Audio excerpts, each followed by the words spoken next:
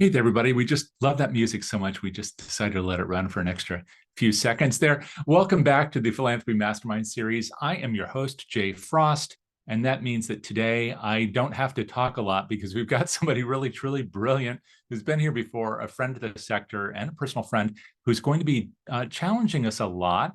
And that means that, of course, you'll have a chance to maybe challenge him back a bit.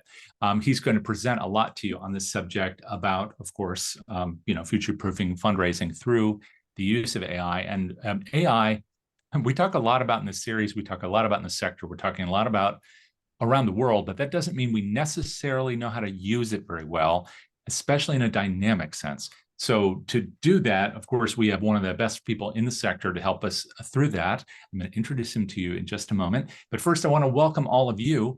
And of course, thank our sponsor of this series, which is DonorSearch, which does have its own significant commitment to AI. And if you want to learn all about that, DSAI and the rest of what they do, you can do that over on the DonorSearch site, which is at donorsearch.net. Again, that's donorsearch.net. Under the resources tab, while you're there, you'll also find all the information you could possibly want on past sessions in the Philanthropy Mastermind series. So that's a big mouthful, but it's just to make sure that you can find that information after what promises to be a really great conversation today. And we want you to be a part of it. So please do, as some of your friends are already doing, thank you very much, Tiffany and Larry and Carrie, just say hello in the chat if you would. It really is a great thing for our presenter to know that you're here. And this presentation sometimes, and this subject matter can be a little controversial. Some people think you should use things one way, others think you should use it another, and still others think you shouldn't use it at all. So feel free to use the chat as your way to weigh in on all these subjects. Let us know maybe where you're coming in from today and which organization you're with. And if you want, you can even answer one other question, which is maybe what is your biggest challenge when it comes to AI and fundraising? Because that is something I'm sure that Cannon Brook, our presenter today, can address one way or another by the end of the presentation or as he takes Q&A later. I also want to ask you to do one other thing. If you have a separate device, a phone, another laptop like I've got here, or anything else, you may want to fire that thing up because today you're not only going to have a chance to learn a lot with Cannon, but also be able to put some of that into practice immediately as we're going through. It may be a few minutes, more than 60 minutes today, so we get to do all that. So just get ready, arm yourself with something good to drink, have that other device fired up, and get ready for our friend Cannon Brook. Cannon, thanks so much for being here. I haven't said anything about you except that you're great. So for those who don't know, of course, you're the founder of Brook Solutions, but you have a long history in the sector. Maybe you could start by just telling us a little bit about your background so I won't have to read your bio. And then that's a great introduction to the subject as well. You mean you don't have it handy right here? We're just going to sit there verbatim. So it's funny. You were saying controversial, and I never thought we'd go here, but you know what? Why not? So when I was in high school, I actually got the M&M award, which is the don't give Cannon the microphone. So I have actually have a history of saying controversial things. So we'll see what happens. It shouldn't be too bad. But hi, everybody. If you don't know me, my name is Cannon Brook. I'm the founder of Brook Solutions. My background, I mean, I have a whole slide coming up here. I won't go too much into it, but yeah, my background's prospect research. I was down in Hawaii at University of Hawaii Foundation, Hawaii Pacific Health, and then at Chapman University. And then I decided to go on my own. And now I am doing my own thing with prospect strategies, data analytics, research audits, all the above. So strategy. So I'm absolutely loving it. And yeah, I'm excited to show you what we could do with ChatGPT because it seems to be well, it's not called Bard. So it was formerly known, the AI model formerly known as Bard is now Gemini. They just changed it last week. So we're going to play more with ChatGPT, just so you know. But anyway, enough of that. So let's get going here because I have my little timer and we are a little late. So Jay, can you help me out? Are we good here? We are. Looks great. You can see everything. So yes, as Jace mentioned, please, please, please play along because you will not benefit if you're just going to try to digest what I'm saying. I promise, as I said in the LinkedIn post, this is not going to be theory, too abstract. I'm actually going to show some live stuff, but I will start off with a little bit of some theory and some discussion here. So if you have another screen, have your GPT open, but let's get going here. I'm going to go ahead and move this out of the way because that is annoying me. Okay. So I thought it's kind of telling to start with this. So Sam Altman, as we all know, CEO was CEO, wasn't, got thrown out, then got brought back in. I think this is kind of just setting up for the discussion we're going to have, and how he talks about the challenges and the risk and how we need to address it thoughtfully and proactively. And that's kind of what we're going to be talking about. So I've been, I don't know, I've been accused of being a techno AI evangelist. I can say the word. But really, I'm a pragmatist. I recognize that, yeah, it's not perfect, but it's not going anywhere. There seems to be this in our sector. We seem to be putting our head in the sand, like, hey, maybe if we wish it to go away, it's going to. It's not. We're having a Napster moment. I'm aging myself here, so remember back in the late '90s when people were like, hey, or the music industry, they try to ignore MP3s. It's kind of the same thing. I see what's going on. It's here to stay, not going anywhere. So, oh, well, Jay, we kind of ruined this part. So there I am again. We talked about me, my favorite topics. So I don't think we need to go more into it. So thanks for that introduction, though, Jay. What we will cover. So we're going to look at AI, talk a little bit about if it's a buzzword, applications, some ethical concerns, because we need to talk about that. I mean, not too long. It has been kicked to the ground, but we will talk a little bit about it because I want to cover my butt on that one. Some drawbacks, talk a little bit about prompt engineering. And then we get into it in section 2, the meat of it. This is where we're going to play around. You're going to see a live drive. You can see right here. And then I have Gemini here. I'm not going to use it too much, but we will a little bit. We're going to play with sentiment analysis, summarization, optimization. And then we're going to move to strategy assistance, portfolio reviews, giving patterns, recommendations, whatnot. And then lastly, if we don't go too long, I've timed this for 1:15. Might go over, might go under. Sometimes the model will spit out stuff really, really quickly and we'll blast through this. Other times it will be slow. And plus I have my little canonisms and Jay might have to be like, Canon, knock it off. You're going too far off, and like get us back on track. So I don't know what's going to happen. It's going to be fun though. So, all right here. So a look at AI, what it can do, what it kind of can do, and what it cannot do. Although I have to say, the what it can do, kind of do, is changing so much. Like it's every day it's evolving. So a lot of the stuff I'm talking about, it really can do, but I had to put into perspective. So most of you know what it is. You've heard of ChatGPT, generative pre-trained transformer. Think of AI as an umbrella term, and then there's deep learning, machine learning, and then there's generative AI. I'm 30,000 foot view. I'm highlighting this. If Nathan Chappelle is on this, he'd probably be annoyed at me, but that's not the scope of this conversation. So, but yes, it's just content creation algorithm. So, way to think about it. So, is it a buzzword? Yeah, it's getting a little buzzy, I'd say. And that was part of why I actually decided to. This whole presentation is based off of something I did for Kara, 3 or 4 months ago. It was for prospect research. I've changed it a lot to make it more open to all fundraisers, but it's definitely becoming kind of buzzwordy. Do you remember 2015, 2017, when it was big data? Everything was big data, blah, blah, blah. We're just kind of seeing the same thing here, I'm noticing, with AI. But what really annoyed me and what really drove me to want to present here and offer something to the community is there's all this talk, but no one's giving you any ideas like, hey, it can do all these changes, but no one's really showing you what it can do. So I'm hoping to change that. So ethical considerations, like I said, this horse is dead on the ground, but we got to talk about it to cover my butt. We're all mature adults here. Please do not put any PII, personal identifiable information, into the system, social security numbers, credit cards, I don't know, HIPAA stuff. Yeah, whatever you wouldn't want to load into the system, probably shouldn't do. That's a good rule of thumb there. And then again, we're going to talk about like what it can do. I'm going to show you a little bit more here. So let's get into that. Looking like business school. Don't worry. Again, this is the abstract part, but this is the hype cycle and what it feels like right now, kind of where we are.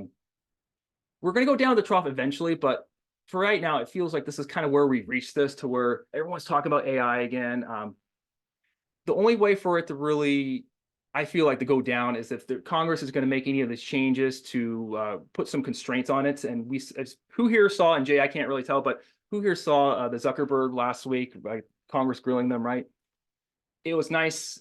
It was nice theater, but nothing was done. And I don't know. I don't have high hopes there. So I don't know if we're going to join the EU and make any changes there, but it could happen. So that would, And that would cause us to kind of go down on that. So common concerns here. So hallucinations, yes. That is when it flat out lies and makes stuff up, but it's really convincing. There's been times when like, really? Is that true?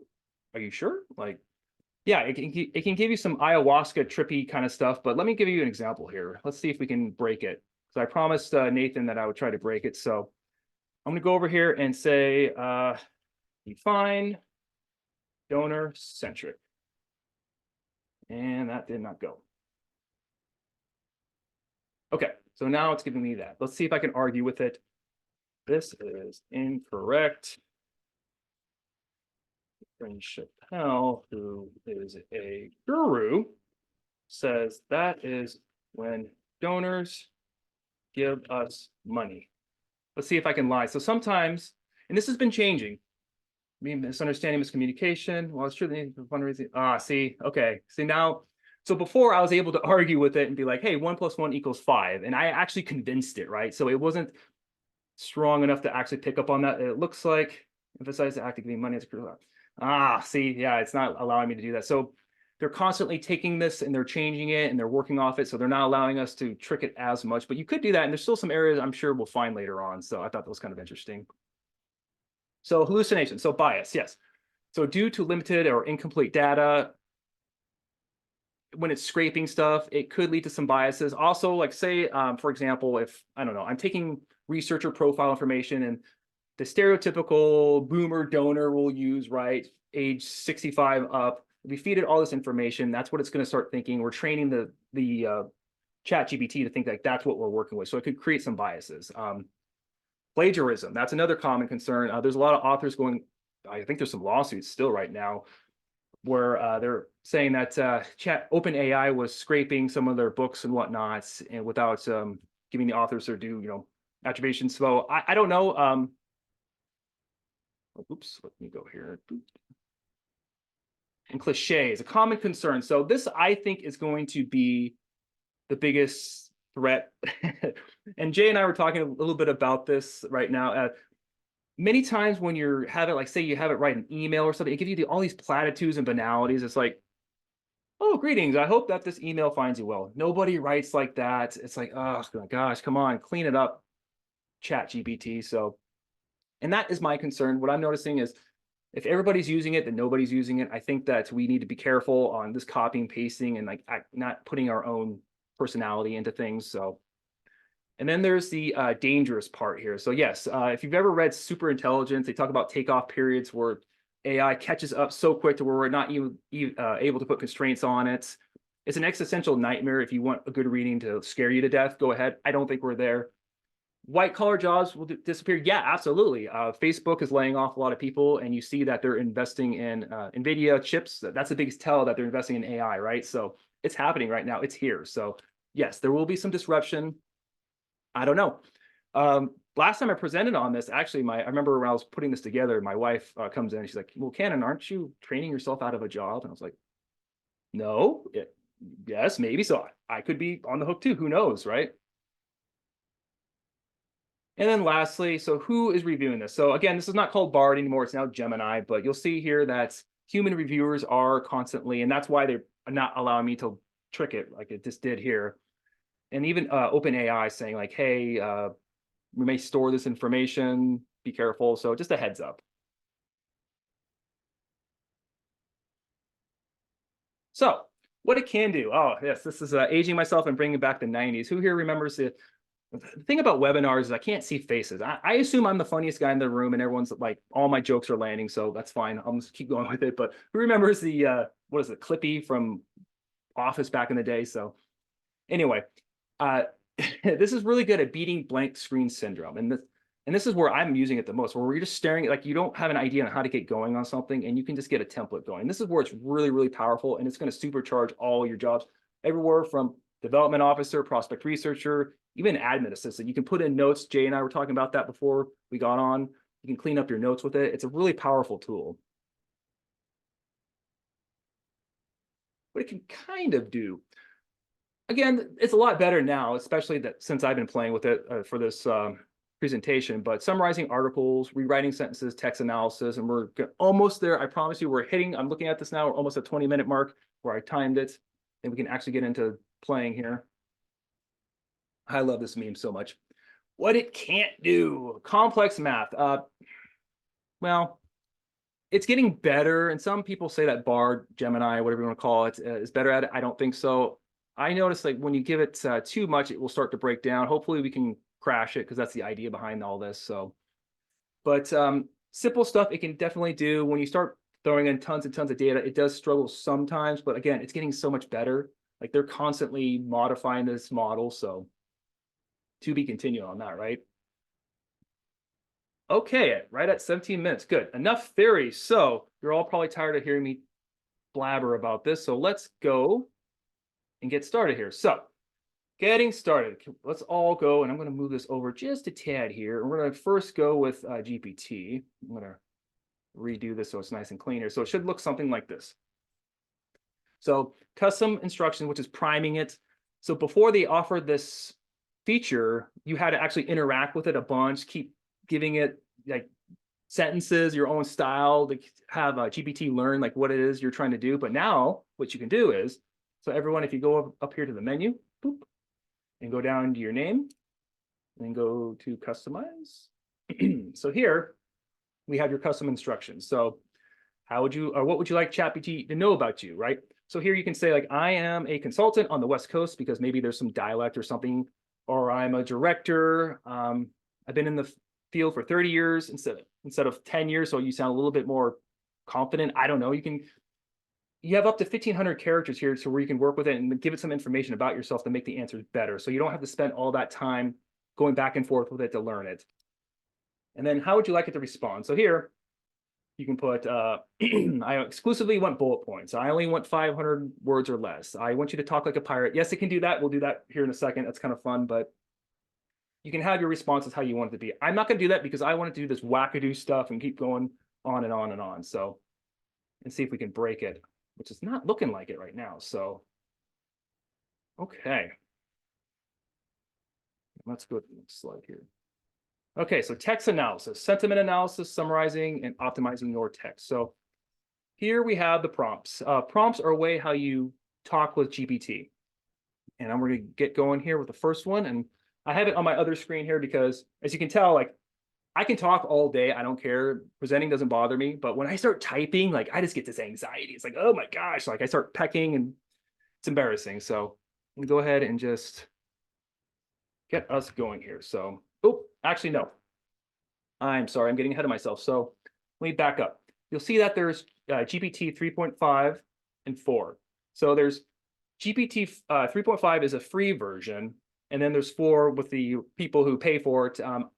It's definitely a better model. The only problem is you'll see there's limit 40 messages every 3 hours. And last time I did this, I blew through all my 40 messages, and all the fun stuff, all the dorky stuff's at the end, which you can't do with 3.5. So I'm going to be using the free model. It's a good model, don't worry. So I used it exclusively for, gosh, when this first came out, for like the first 6 months or so. But I believe it's $20 a month. And also another reason why I got that is because I bump people off. If it's high traffic, then the people who pay, the premium people, don't get bumped off as quickly. So, and that wouldn't make for a very good presentation. So you can switch your models. We're going to go 3.5 right here.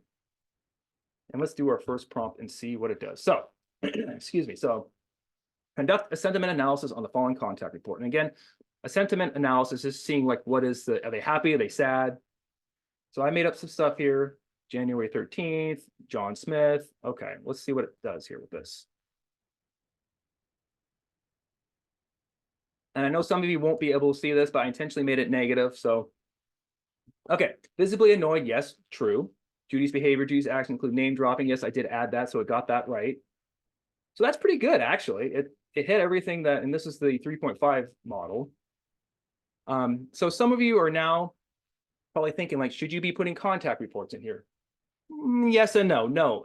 First of all, do not take razor edge reports and just dump them in here. You're going to want to clean them up and scrub them so you don't have any PII information. I wouldn't even put their emails in there. That's not a polite thing to do. But if you are concerned, you can do something like this. And I'm going to do it this one time to show you the possibility. However, excuse me, moving forward, we're just going to use the names because it's all made up data anyway. So I'm going to redo it, and I'm going to redact the names and just put donor 1, donor 2. You can do something like that, and it should give you the same thing. Donor 2's actions, which was Judy. Yeah. Okay, so it's there you go.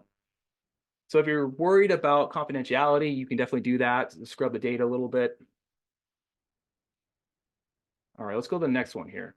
So now let's push it a little bit more, and I'm going to copy this. So which contact reports are negative and positive? Put the results in a table. And this is another cool thing that it can do. You're not limited to just text output, and you'll see here in a second. So here's my prompt, again, how I communicate with the AI model. And here I just made up some fake contact reports, and we'll see what it does. And here's some next steps. We don't really see that in contact reports. They're supposed to be putting that kind of stuff in there, but most fundraisers don't.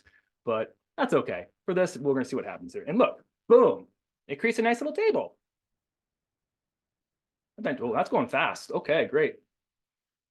So here we go, the contact reports. It's negative, negative, and positive. That's what it did before.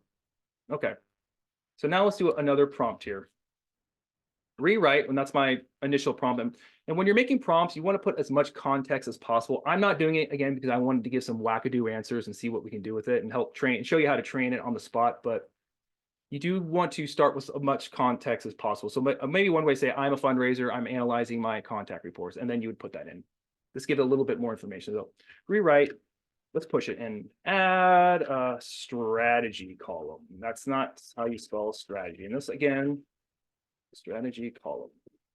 Why I really don't like typing in front of people. Okay, let's see what it does with this. So now we have like a little strategy that we added. Meet with John and Judy. Okay, they are annoyed. Yes, sentiment is negative. And strategy, reconnect with a couple on a personal level to address concern and reinforce their importance. Okay, that's fine.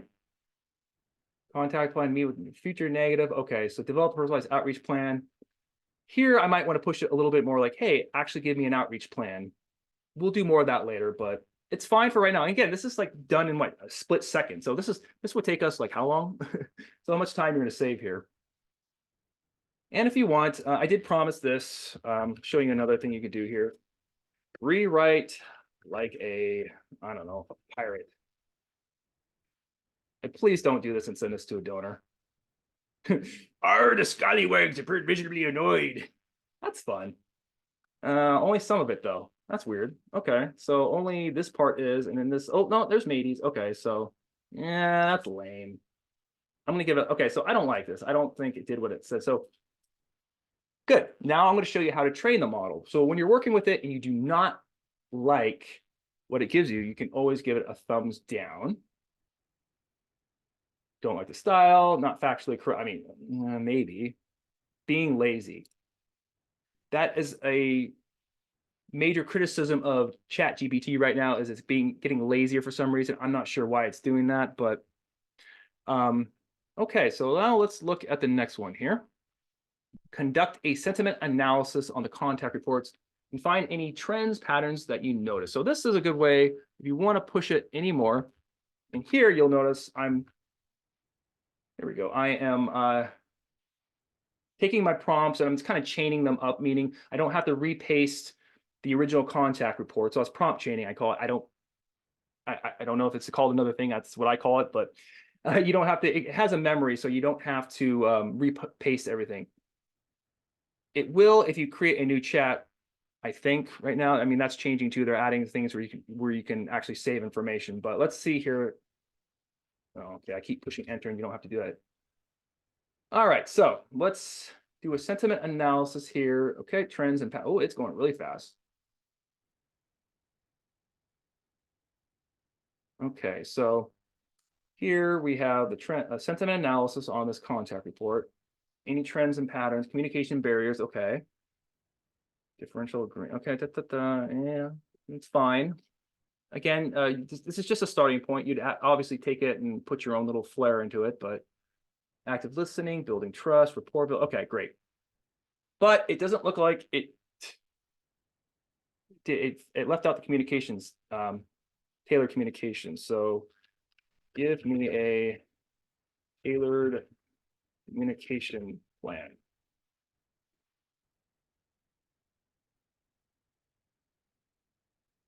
Okay, there's strength and rapport. So let's see what it does here. So now it's giving me, okay, approach, initial contact, individual engagement. Okay, great. Building trust. Hey, Jay, and if you don't mind jumping in here, does this look, would you agree with these? I mean, these are pretty much best practice, right? Would you agree with that? Coming at it from a fundraiser standpoint? I'm taking a look right now. Building trust, rapport building, communication frequency. Yeah, I can't, on my screen, I can't read all the small, but yeah, it looks like it. I'm kind of interested to see risk mitigation here. Not because it's not common, but because actually I think that's a good thing. Will that help everybody if I do that? So to Yeah, read it, I think so. yeah, the slides aren't that important, I guess. How's that? Yeah, yeah. Okay, the risk mitigation. So yeah, I mean, I've been doing this for some time. I would agree that these are best practice, but I also, you're hearing it from one point of view of a, not a frontline fundraiser. I put that in quotes and I might offend some people there, but yeah, it's fine. But yeah, I don't know. I think it's a pretty good start for something that just did it in a couple of seconds, right? Yeah. Yeah, I would agree with that. So, okay, let's push it a little bit more. So now we're going to analyze an email and look for patterns. So you can see the prompt there. Analyze the following email, look for patterns and sentiment. So here I made up a fake email. Uh-oh. The donor. Uh-oh, there's Jay, what did you do? You're not doing your job, man. So if I was a supervisor, I would be annoyed. So say, as a, I don't know, you're a project manager and you're trying to help out your fundraiser and you want to give some suggestions. You see this email like, hey, I'm going to put together something. That's one way you could do it. Or if you're a fundraiser and you just want to see like what it does and respond. So let's see what it does with this. Sentiment. Okay, negative. Dear Joe, oh, I'm going so fast here. So I hope this, oh God, come on, really? Ugh, so annoying. Okay, so this is where it gets really cliche and kind of bleh. So you definitely don't want to put that in there, but You know, I have to just say, I see that all the time. Every single time I've ever asked to do it, some kind of note, it always starts with, I hope this email finds you well. the funny thing is, again, so now we have 39. I'm counting them because I don't want to use up all my, let's redo this with the newer model and see what it does. I don't think it does with 4. Analyze the model. Okay, let's see what the email. Oh, you're telling me how you're going to craft it. Thanks. Oh my gosh, it's doing it again. So annoying. Okay, so, and if you're, when it goes on, blah, blah, blah. So we're going to go ahead and train it and just say no. I don't like the style. I'm not going to rewrite it right now again because I want to save my quota here. Oh, well, I just nuked it, so I'm going to have to redo it. So that's fine. Okay.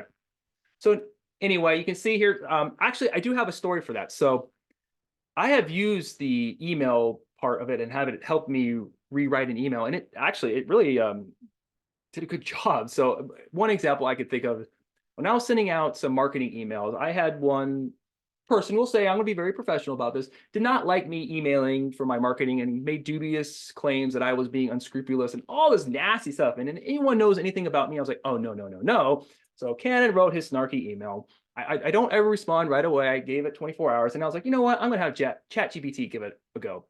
He cleaned it up. It's like, hey, it looks like you're annoyed. Let me fix it for you. It had the same ideas behind it, but it definitely cleaned it up to where it got rid of the snark, which is not as fun. I sucked in the ego, but I got an apology actually out of him. So, and I kept it. I was like, oh, see, look at that. So that's a success story, how I've actually used it. So let's go on here. Okay. So we are now on the fun stuff here. So we're going to go now. We have to switch this over to GPT-4. So are you all ready? Yeah, the mind-blown emoji. You ready to see some really cool stuff here? So sentiment analysis. I'm going to do a word cloud. So I'm copying and pasting everything right now that we saw before. And I will go slow and show everybody. So here, it's the same thing. I'm doing the 3 contact reports, but I wanted to generate a word cloud out of it. So, and then we're on 4, make sure. I think we are. Yes. It will yell at me if not. And a quick way to go down to the bottom, you hit this little arrow. Boop, there you go. You have to send them in and out. Okay, I don't really, I mean, I guess we should care. I shouldn't say that, but So here it's analyzing, and if you're really, really curious, you can click here. It's Python code. You can see what it's doing. It's kind of cool. We have to have something to fill this dead time. So now, Jay, if there's a question, this is a good time. A couple things. Bobby had said that they start. I hope this finds you well, because they really want to know if they are well. So some people do really start a note that way. And Caden had said that you can prime it with examples of emails you've written before, so it can mimic your style. Exactly. And that's what we did at the beginning, with the priming it. So you can do that, yes. And I did not do that. We don't need to see all the code here. That's almost done anyway. So hopefully this speeds up. So it's right now what it's doing is generating a word cloud. I've tested this a few times. I think it's pretty accurate. I mean, it's pretty cool for the ones you can use online or even in R. It's mimicked the same thing here. Oh, it's dragging its feet though, that's for sure. We will give it a couple more seconds here. While it's doing that, Canon, we did have a question. It's not related to what you're looking at right now, but I just want to know if you might tackle it later. That's from my favorite attendee at every session who joins us, and that's Anonymous. So Anonymous asked, could you enter a list of grants or donations from a foundation or individual and have it create an analysis of prospect giving priorities and trends? Well, you're going ahead of yourself. Or yes, we will get into that. That is later on down. I will show you that. Yes, you can. Thank you. So great question. So here we go.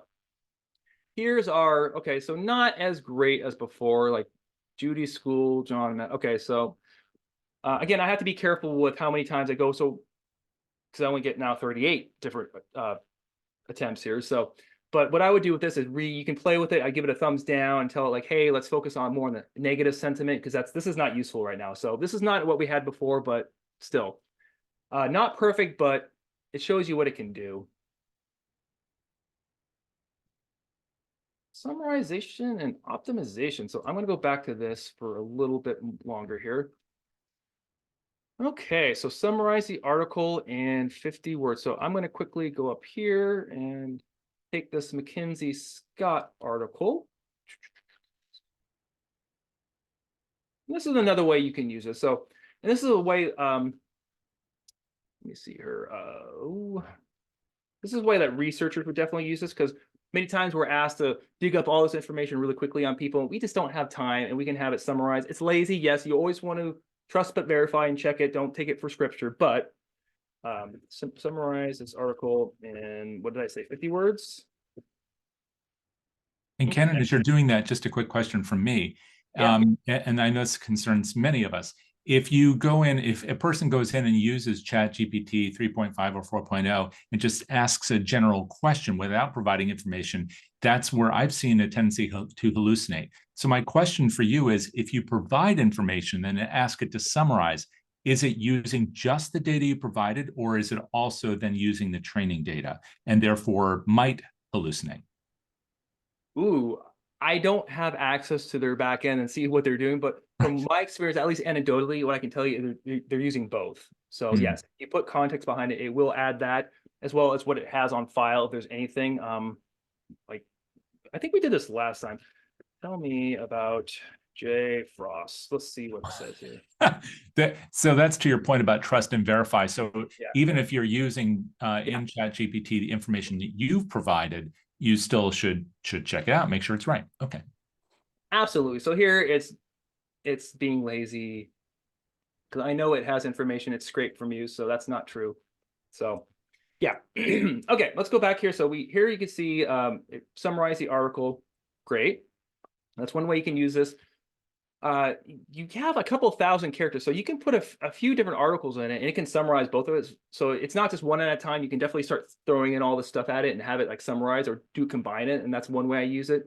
Give me the key talking points is another way. So it's a really cool stuff, and that's where this really excels, because it's able to distill vast amount of information that, I mean, I've ran research shops like where it would take researchers all day to go through all the articles. Now we can just start throwing them in there and summarizing it and getting all like the passions and interests, all those important bullet points. So that'll be one way you can use this. Okay, so now let's do the optimize my text here. And no one here, yes, there's intentionally that there's some misspellings and errors here. I just want to show that it will definitely. So optimize is one of those prompts that you can use that takes it and it makes it as clean as possible. I use it a lot, actually. I recommend you play around with the optimize. I think it's like the hammer approach to prompt engineering, if you will. So I'm having it optimize this for efficiency. I have this text here, Microsoft misspelled properties, and see if it cleans it up for me. And I also have, there we go. So here fix it. Yeah, it fixed it. So there it fixes the mistakes and summarizes it and cleans it up for you nicely. And I think it does a much better job at getting rid of like the run-ons and everything. So that's another way you can use this. Let's go to the next one here. So strategy assistance here. So, and this is a lot taken from the Kara presentation, and the previous question about dumping in some of the information and giving you an analysis, Jay, we'll talk a little bit about that, but also that will be in the document. So they're going to overlap that former question, but yes. So here, if you have like a portfolio, any strategies, ideas you can do. So let's take a look here. That's not the right screen. I hate working off all these screens. Okay. So strategy assistants. Here are your very common portfolios that they look like what? Razor's Edge reports or whatever. So let's do the first one here. And I'm still keeping it on 3.5 because it can do it. And I want to be kind of honest with everyone because most people are going to be using this model anyway. So let's see what it does here and see if it gives us. So you'll notice that all this information is concatenated. It's going to parse through it. It's not going to be a problem here. So which IDs are more likely to be engaged? See what it does with it here. Would be one way. So based on the information, 30, more like both, and it's 52, 375. Okay, that's correct. And 985. All right, so I got that. At least I got the math right. Additionally, their guess amounts relate to. Okay, so it's being lazy. Well, I don't even know why I'm trying to be polite. You don't have to be polite to it. It's an AI. Yeah. Give me more information. Don't be lazy. There was, oh, it did not like that. Okay, so that's one error there. So, okay. Here's more detail. So sometimes this happens more with 3.5. You're going to have to push it a little bit more. Like, okay, come on, don't give me a sentence here. Okay, answer amount. Okay, okay, that's fine. Let's put it into a table now. Rewrite and put into a table and add column for strategy. Give me your insights. Let's see. It's pretty vague, but let's see what it does with it, right?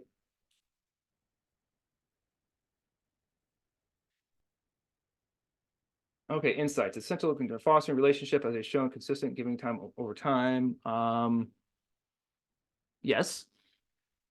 Re-engage. Yeah, 240 was the one that had 0, so I agree with that. So yeah, I mean, it's pretty spot on. It's not, no, it doesn't right now replace a prospect manager by any means. I'm not trying to go there, but it definitely, for being able to push this out in a couple of seconds, you can see the power of what it can do and help you out here. So let's move on to the next one here. Now we're going to create a table of 2 IDs. Okay, there we go. That need to be acted on, in your opinion, and explain why. So here we're going to push it a little bit more.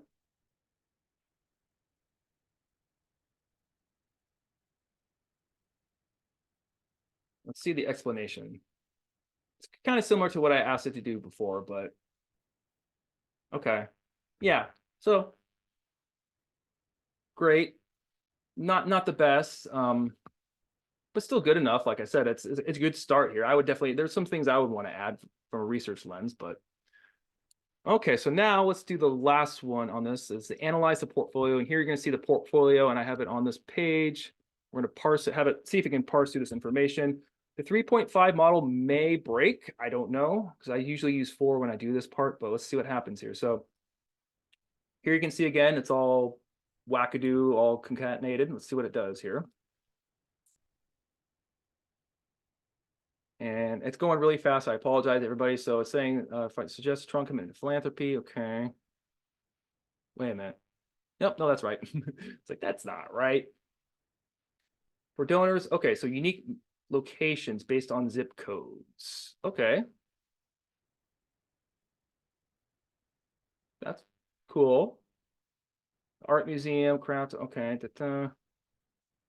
So let's push it a little bit more and see. So, okay, so how could you use this? You're probably wondering. So like, I don't, if you're an admin, you're like creating a list for one of your fundraisers you're working with, and you want to give some ideas, you could do that. And it's giving some pretty cool ideas right now. At least if you don't know the area, at least you can check into it. But let's push it a little bit more and see if 3.5 can. So what I'm doing here is I'm asking it to rewrite locations with a bar where the donor I can have drinks, and it must be 1 mile away. Let's see if it will, and give recommendations. Let's see if it will do it. Who thinks that it's going to work? I can't see your faces. I'm going to assume nobody. Let's see. Idaho Falls County. I see. I don't know anything about that. Is there anything in Bellevue Arts Museum? 0.4. So I don't know. So it's giving these. Should we test this and see? Problem is I can't really see because of this thing up here. Let's see if I can quickly get it. So Oasis Garden. Let's just test it.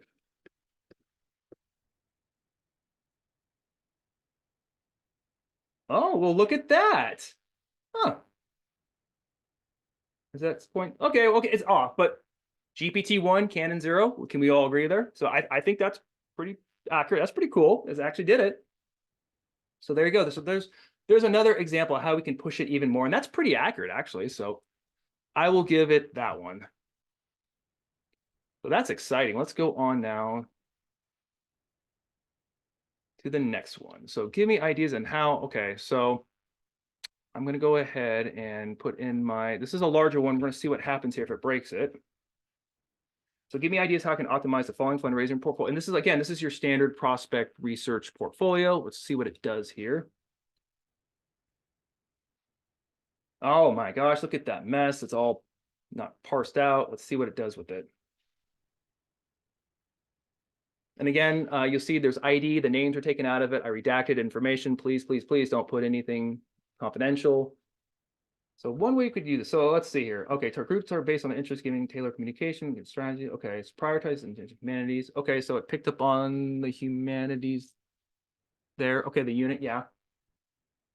Enhance the call. Okay, so this is pretty good. Communication preferences. Okay.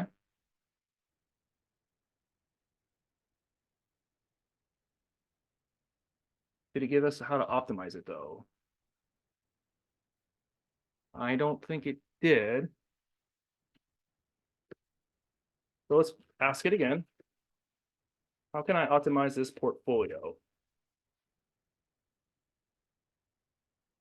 Okay, that was that first part.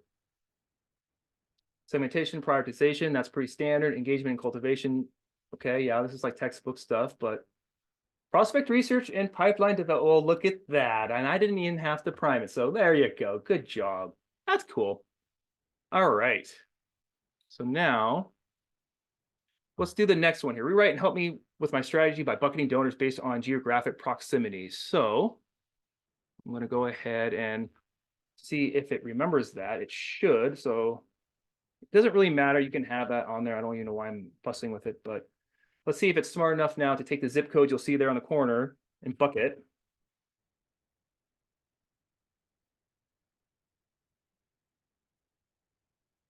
So it's being very generic here. No, see, that's my fault. No, bucket the donors by zip code.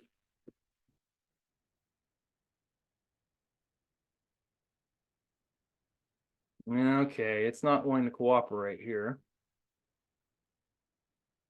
They're being lazy. So now there again, I'm going to give it a thumbs down. Let's go to the better model here. So now for this one, I am going to need to, because I opened up a new chat, I'm going to have to repaste get that in there. And here we go. Let's get that portfolio. So, oh, here we go. Firefox, it does this sometimes. If you're using Chrome, you're going to notice right up here, you're going to see that it will do an image as well as the text. Sometimes it can parse through the text, but I would put the actual hard raw data in there too. We'll keep it both on there and see what happens. Yeah, it's weird because sometimes Firefox won't do that. So let's see what GPT-4 does. And Kenan, as you're doing that, what about space limitations, if any, within the text frame? Yes, there is. I don't know the exact amount.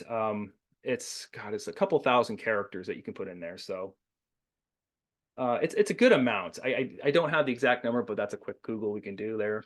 But for right now, so what I mean, this has what 10, 11 columns on it. It shouldn't break. I know it shouldn't break 4. It would usually break 3.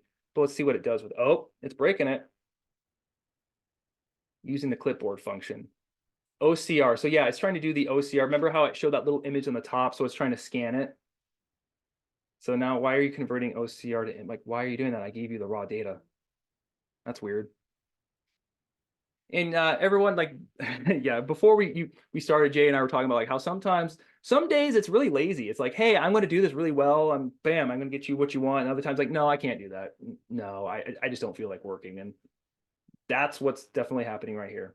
The OC process did not yield. Okay, so let's stop it. No. Let's just go ahead and stop that. So that's annoying. Let's try one more time. And I'm just going to just take the text here and try to get rid of that image. It might be that image that is, so if the image did come up, you can click that little box there and get rid of it. But let's see what happens here if we do it this way.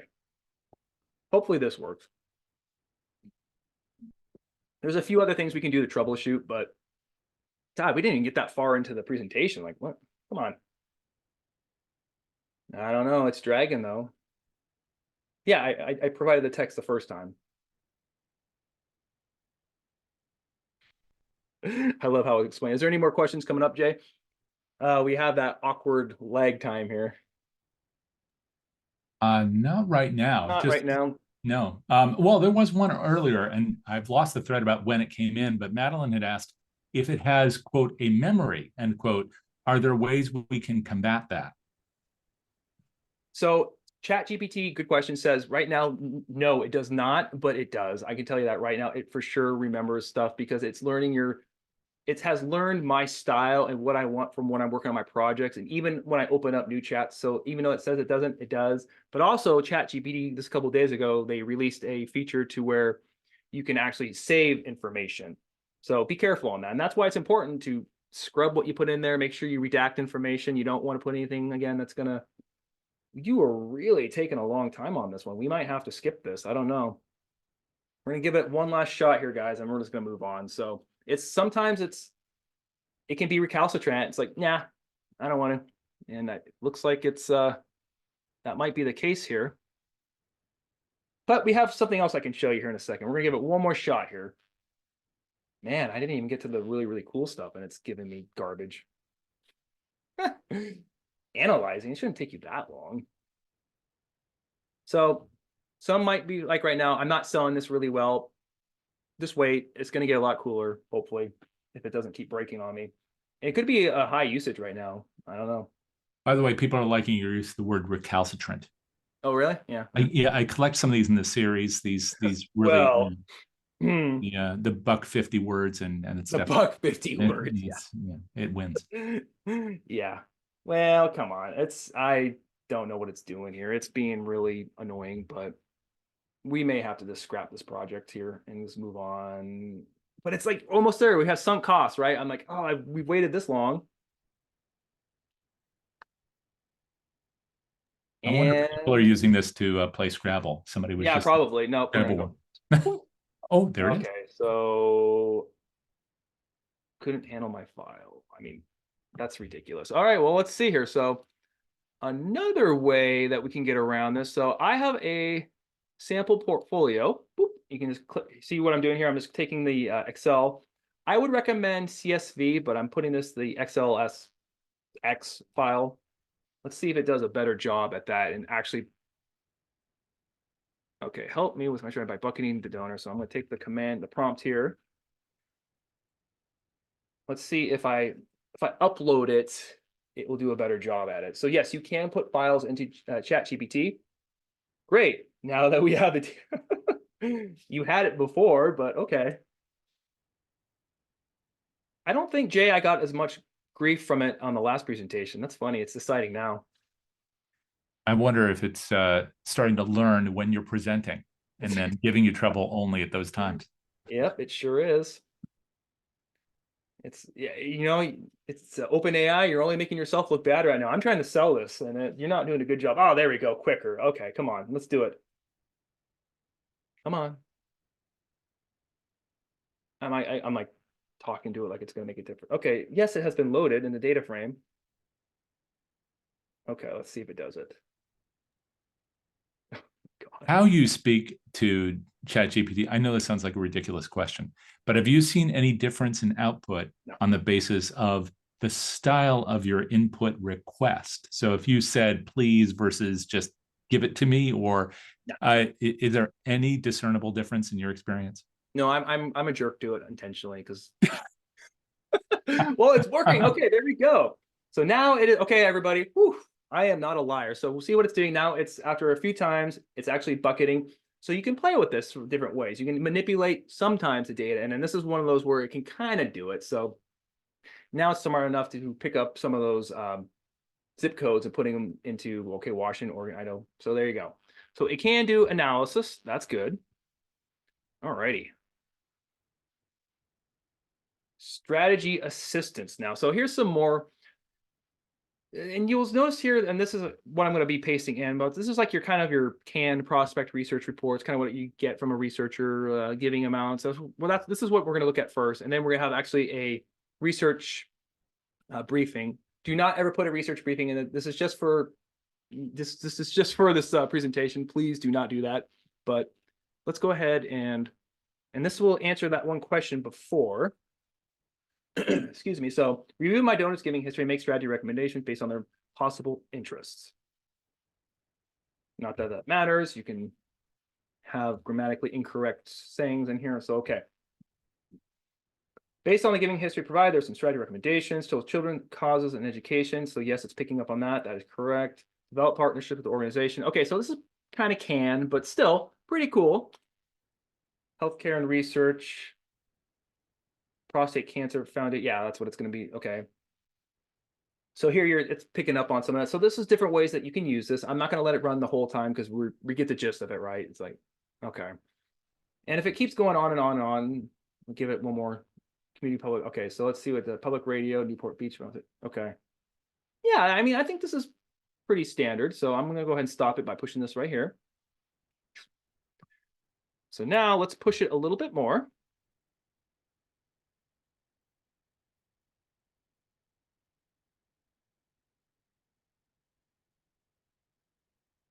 And actually, you know what? Let's back up here. I'm going to take this and see how far back it can remember. So now I'm going to actually, before we do that, I'm going to take this information and layer it on the portfolio you analyze and use the zip codes to find donors in the area giving to make the recommendation for cultivation.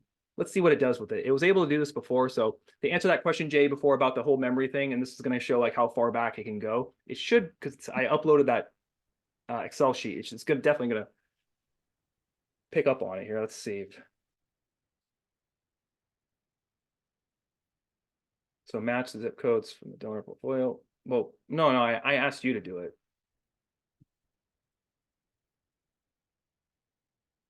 Yeah, one annoying thing about GPT-4 is it kind of tells you, this is what I'm going to do. It's like, I don't care. Just do it, dude.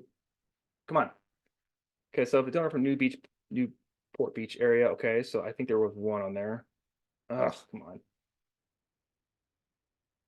Well, hopefully it speeds up here. So yeah, what we're doing right now, everyone, is just seeing how far back it can remember. If it's, because I did some other requests and see if it's smart enough to kind of figure out and go back to the Excel sheet that I pasted in there or I uploaded and see if it can remember that. Ken, as you're doing that, we had a comment from Roosevelt, which is interesting to me, saying, I use ChatGPT to help me with write prompts for ChatGPT and other AI platforms. You've suggested and are suggesting a lot of great prompts for us here. They're very specific and strategic in these cases. But have you used Chat to generate prompts as well, just to help you think differently about what you're looking for? Absolutely. Yeah, no, when I first was getting started with it, I was like, how do I best interact with you, right? And just kind of talk with it. I spent a lot of time dorking out and just learning it. And I'm being very vague intentionally for okay, this is not helpful for this kind of stuff right here, because I don't want it to work out perfectly. I want to give everyone real life, like what's going to happen, how you're going to have to work with it. So, but to answer your question, yes, I have. And that is a great idea, by the way. So please match the giving data to donor zip. That's nice. Zip codes from the file. I'm gonna be more specific and see if it remembers here. If not, we're gonna move on.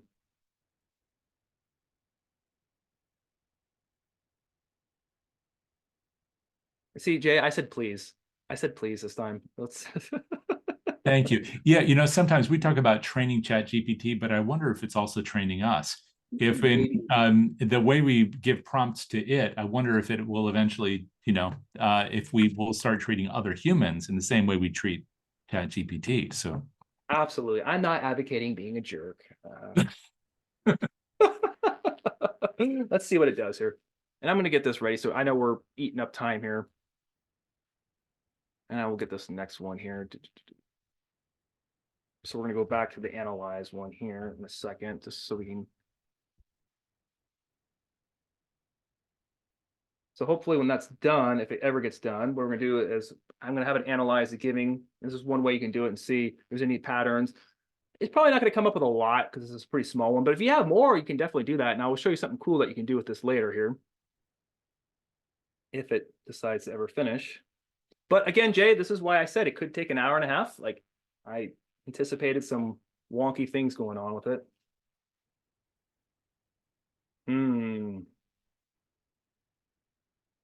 I don't even think it was that difficult of a request. now I know when we get to the to this mark at 4:30, sometimes there will be other meetings that people will attend, and I just want to reiterate that this session is being recorded. That doesn't mean you should leave. We hope you'll stick around and ask questions. It makes for a really lively session. But if you do have to go, you will see an email coming to you, and it should be to you within 48 hours, inviting you to go and take a look at a link of this presentation. That's also an opportunity for you to share it with other colleagues who need the same kind of introduction to what the capacities of this tool are, as well as what expectations are appropriate for members of your team who are using it, including things like this personal identifiable information. So while Cannon's mentioned that several times, I don't know, Cannon, I think that we can't mention that enough. No. And so some of this is about how to use things, and the other question may be about why we do things and how to interact with others who do them. So all this will be in your recording. Please be on the lookout for that. And then it'll also be posted on the DonorSearch YouTube channel, along with all the other sessions that we conduct, and the DonorSearch site at donorsearch.net. Sorry about that commercial, Cannon. Oh, no. I mean, I showed the code here. So it is matching everyone. I'm not a pathological liar, despite what you may think here, because so far this is not cooperating with me, but it is actually matching. There we go. It's matching it. So, okay. Whew. It's just taking its sweet time. So yes, it's pulling. So it's pulling donors out from that spreadsheet before. So yes, you can do that. So going back to the whole thing, how we can push it, you can start layering these requests, which is really cool. And this is what makes it so powerful. Okay, we're gonna go ahead and stop that. So now we're gonna go back and get going here, because I know we're eating up time. I'm gonna go back to the original, analyze the giving patterns and see if it finds any patterns in this giving history.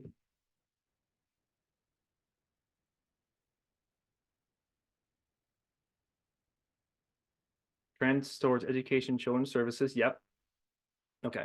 So we can all see how that's, yeah, and these are high value donate. Okay. I disagree. Well, depend. That's all relative, I guess. So I don't think healthcare support. Yep. Okay. So you got it. So I just want to show you that you can do that. That's one way you can work with it. So now we're going to do this third here, review the following profile. And again, don't ever do this with your research profiles, because I'll get some nasty emails from prospect researchers. This is just for example only.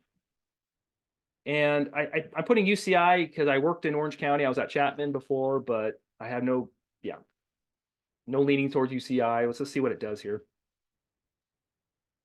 And this is one way it can help you out. So say you want to create your, I don't know, your strategy session for this donor for the year if you're a fundraiser. And this is one thing that you can do with it. Oh my gosh, I really wish I should actually put a tailored for Jay Frost. Okay. All right, Jay, you taking notes? Why do I keep popping up here? Well, and we did have a note from Michelle, and I wonder if in your experience, Canon, Michelle notes that it seems that version 4 is slower than 3.5. Is Yes, that because 4 does deeper analysis instead of shallow level responses? What's your experience there? absolutely. Yeah, you're spot on. And that's what's happening. It's doing a deeper analysis. It's trying to be, oh, okay. So there we go. We broke it. So I get a Hey, beer now. congratulations. So everybody, we've been waiting to see if he could break this. And then I think Nathan Chappelle, author of The Generosity Crisis and other things, he will now officially owe you a beer, Cannon. So Everyone on the saying session, that. so all 100 and Oh, no, we're not making that promise. But yes, at least one beer will be bought. I think that has your name on it, Cannon. great. Okay, so when this happens, everyone don't freak out. It's just regenerate and see what happens. If it does it a couple of times, we might have to just open a new chat here, but do 2 attempts here. Yeah, it is starting to slow down. That's a bummer. I was hoping to get to, it's okay. We can at least we'll give it a minute here and see. Okay, Jay. This is really alarming, actually, to see my name pop up over and over. You gave me permission.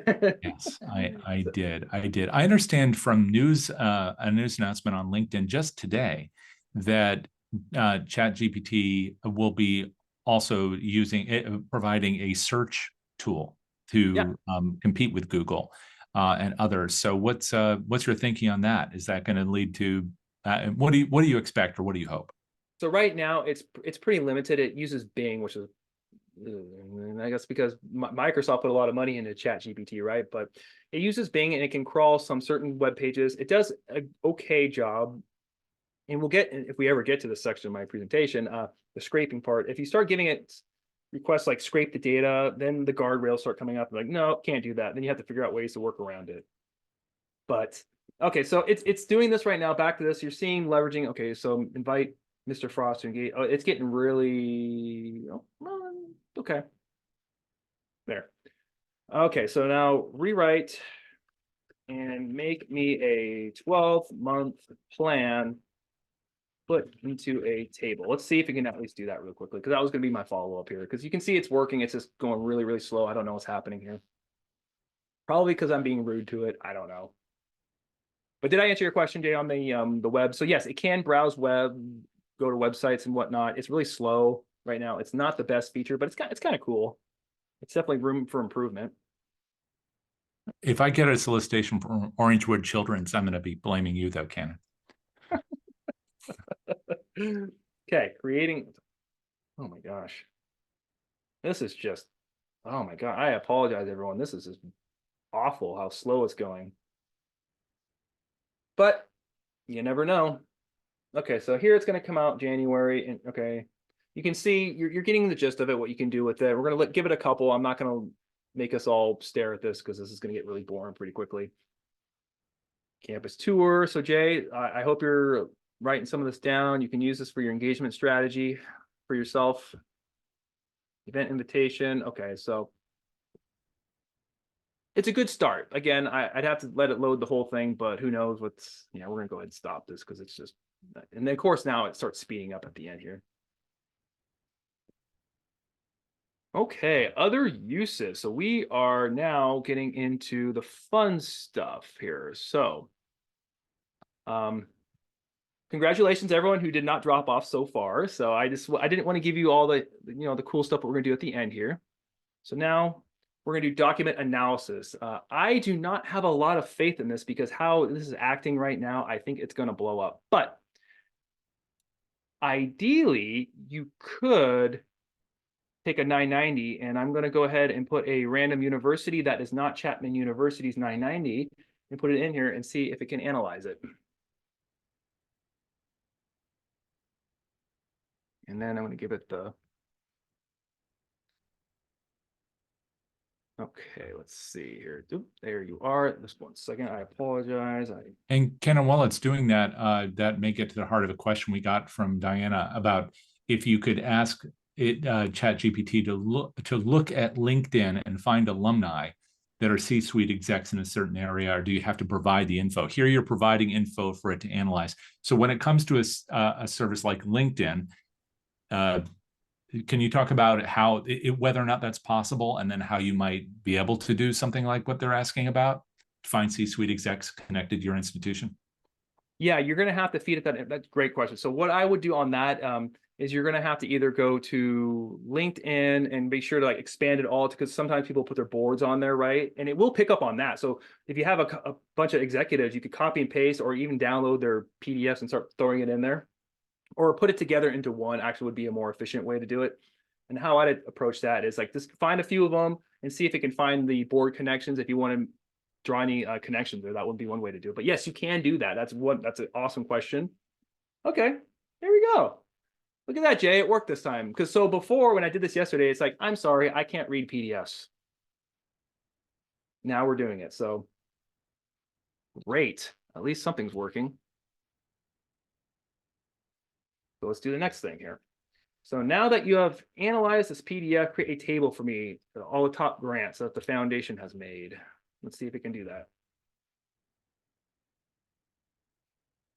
And anybody who wants to start dumping files in there, I don't recommend PDFs right now. I'm doing it just to show you can do it. You're going to want to put raw data in it, meaning what I would do is have a text document, Word document, take the LinkedIn and start like copying, pasting everything in it, and then take that information, move it over, because it's going to be able to parse that information a lot quicker than what it's doing here. Because you're seeing how small, no, it's speeding up now. That's interesting. Maybe not. It did not yield any grant. Okay, well, let's go ahead and open it up here, because I know that's not true.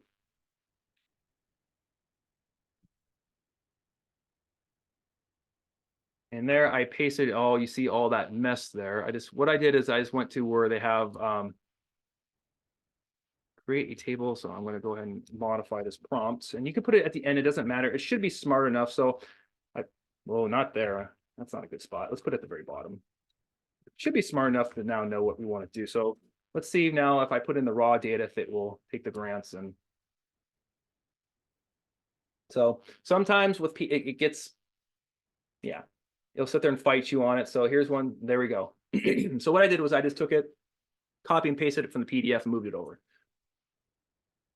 This is really great for 990 research. You can analyze vast amounts of information, draw trends or anything, do the mean, median, mode. And I'm going to show you that in a second. Let's test the math here. Give me median gift amount.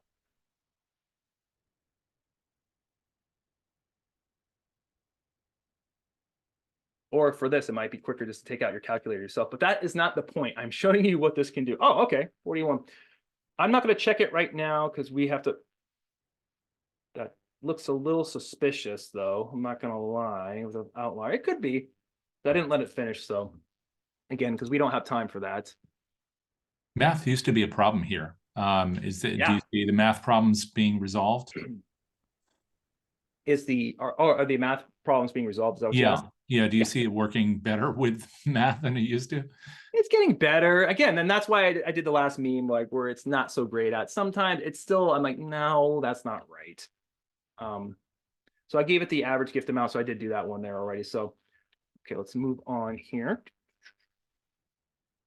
So now let's do a little bit more CSV stuff here, what you can do. So here is an example. Go ahead and load in. So iWave, if you use iWave and you're like looking at some grants, you can export the gifts from a grants. That's what we're going to do right here. And let's see. Let's go ahead and put the prompt in there. It should operate a little bit quicker here.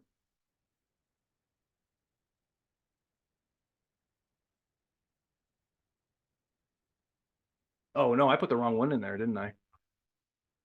Oops, that's a canon mistake. So GPT-2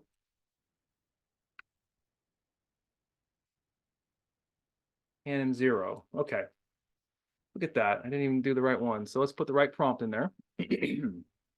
Let's see. Let's see if it will load. So CSV definitely loads quicker. So what I did again is I was on iWave. I don't favor any any solution, more than one, but I just downloaded quickly I think it was one of the foundation's giving histories and see what it does with it. So that would be one way you can use this if it decides to. There we go. So it's summarizing them. Great. Basic medical. Okay, great. That's pretty cool. So yeah, it's giving me this significant ones. Okay.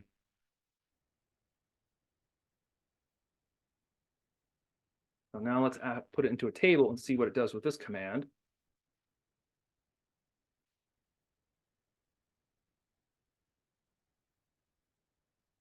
Okay, going faster. Good.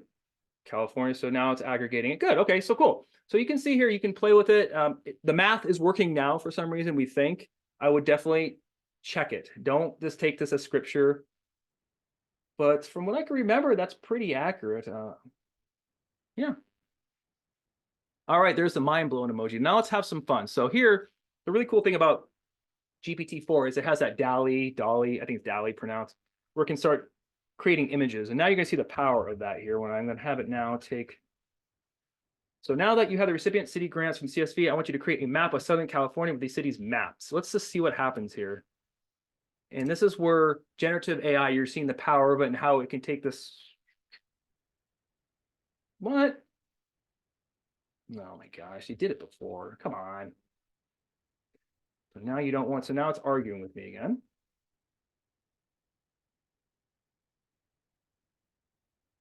Let's see if we can get this to work. Map. Create a map of Southern California with the recipients. Actually with the cities mapped. Let's see if it's make it really, really broad and see what happens here. I'm just trying to get it to generate something right now because I'd have to mess around with it a little bit more. Okay, it's working. So at least it's creating an image. Who knows what's going to show up? Hopefully nothing offensive. I don't know. There should be some guardrails there. There's nothing offensive about Southern California. What is that? Irvine is like, that's not even close to. So Los Angeles. Oh, so it's kind of putting some of the cities on there. It's creative. Okay, cool, but not a whole lot of use right now. So this is an area where it still definitely has some work to do, but you can totally dork out though, and you can like have it create images of what you want and see what it does with it. So it's kind of fun, but I don't know. I thought it was pretty cool. The last one I did was a little bit more accurate, but this is pretty sad. Okay, so scraping data sometimes. Be careful when you put words like scrape into it because it's the guardrails come up. It's like, I'm not allowed to scrape data. So you have to kind of hack it and figure out other ways to work with it. So what I'm going to do here is I'm going to go ahead and take the Forbes. We're not going to do the whole thing. We're just going to do a few of these here. All righty, let me see if I can, it's getting lost here in the screen, unfortunately. Oh, there we go. Okay, let's get this out of the way. Problem solved. Okay, so let's take this zip code information and put into a table. Again, don't say scrape because it's going to be like, I can't do that. It's going to give you garbage for it, but let's see if this will. There we go. Cool.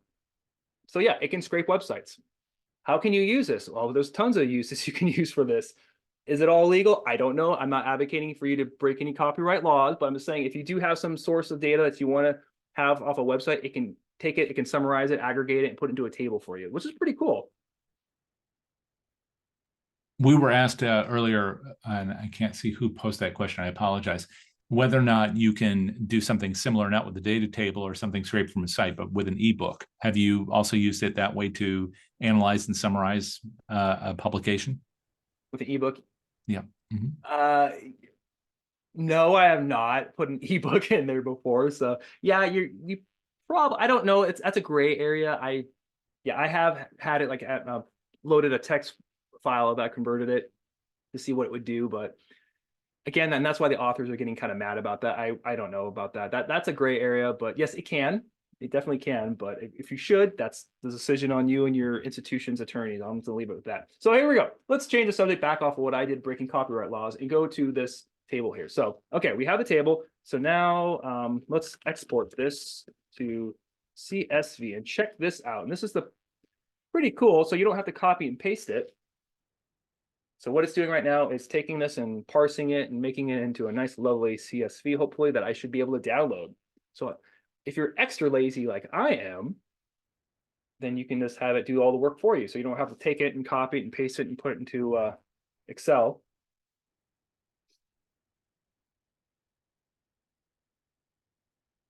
Boom, right there. So you can download it. That's pretty cool.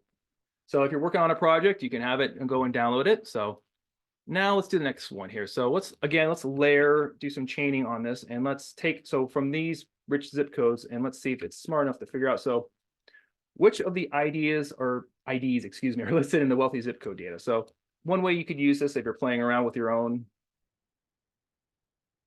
portfolio, let's see what it does here.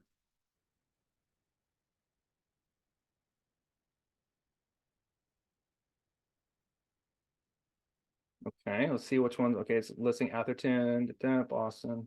Okay, so it's giving you, so which ones match? Okay, there we go, good. So that's kind of cool. So if you're working off your own, I mean, this is just pretty loose data here, but if you wanted to go, you're curious and see like which ones are falling into the Forbes top, you can do that. And this saves you a couple of hours of analysis. So that's pretty fun.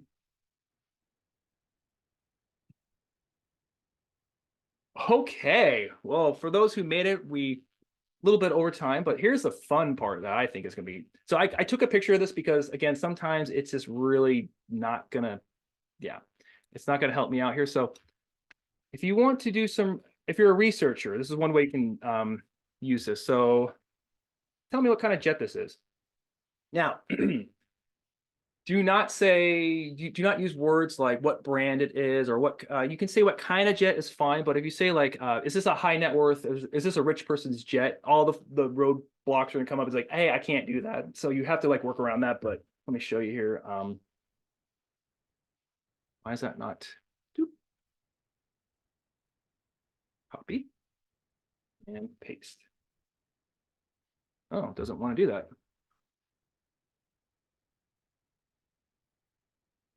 Nope. All right. Of course, at the end,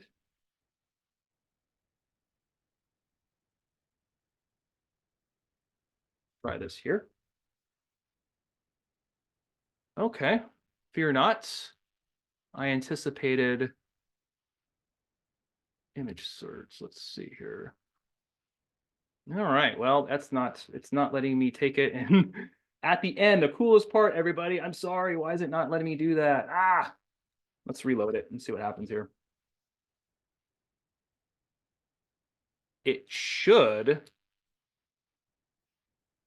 allow me to, nope. It's not letting me do this now. Well, Jay, I think this counts as breaking it again, huh? I think so. That's 2 beers. And I should mention that we've had more than one person say maybe we need a part 2 of this, Canon. So it's fine to save some for later. Yep. We do appreciate this. And I'm sure the image search will be a lot of fun if it works for you next time. So yeah, this is the last 2. It's not working. So yes, before I've had it, actually, you can see right there, it identified the Learjet or whatever, the Gulfstream.